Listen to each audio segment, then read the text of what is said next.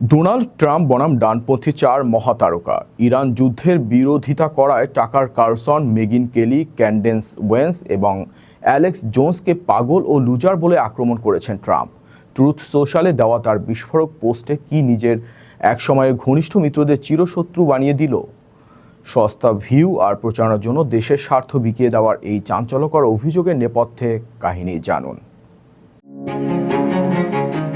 ডানপন্থী শিবিরের প্রভাবশালী চার মহাতারকা টাকার কার্লসন, মেগি কেলি, ক্যান্ডেস ওয়েন্স এবং অ্যালেক্স জোন্স এর বিরুদ্ধে এবার এক নজিরবিহীন যুদ্ধ ঘোষণা করেছেন প্রেসিডেন্ট ডোনাল্ড ট্রাম্প। ইরান যুদ্ধের বিরোধিতা করায় নিজের একসময়ের ঘনিষ্ঠ এই মিত্রদের পাগল, লুজার এবং নিম্ন বুদ্ধি সম্পন্ন বলে আখ্যা দিয়েছেন তিনি। ট্রুথ সোশ্যালে দেয়া 500 শব্দের এক দীর্ঘ ও বিস্ফোরক পোস্টে ট্রাম্প দাবি করেন, এই বিশ্লেষকরা স্রেফ সস্তা প্রচারণা এবং নিজেদের পডকাস্টের ভিউ বাড়ানোর জন্য দেশের স্বার্থের বিরুদ্ধে কথা বলছেন।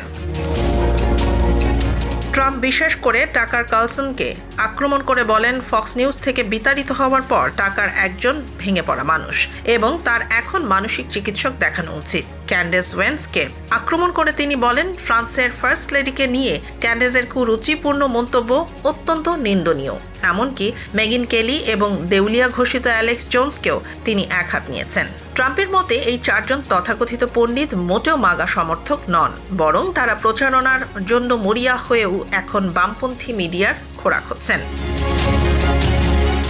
প্রেসিডেন্ট স্পষ্ট করে বলেন, ইরানকে পারমাণবিক অস্ত্রধারী হতে না দেয়া এবং আমেরিকার শক্তি প্রদর্শনী হল প্রকৃত মাগা নীতি। তিনি দাবি করেন, মাগা ভোটারদের মধ্যে তার জনপ্রিয়তা এখন 100% এবং এই কথাবাজ পণ্ডিতদের ওপর কারোর কোনো আস্থা নেই। অন্যদিকে সমালোচকরা বলছেন, নিজের ঘরের লোক এবং মিত্রদের বিরুদ্ধে ট্রাম্পের এই প্রকাশ্য রুদ্রমূর্তি ডানপন্থী ভোটারদের মধ্যে বড় ধরনের বিভক্তি তৈরি করতে পারে। নভেম্বরের উত্তেজনার আগে ট্রাম্পের এই অভ্যন্তরীণ সংঘাত যুক্তরাষ্ট্রের রাজনৈতিক অঙ্গনে এক নতুন ভূমিকম্পের সৃষ্টি করেছে।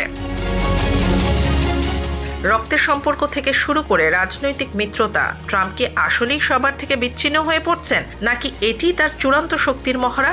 উত্তর মিলবে আগামীর রাজপথে।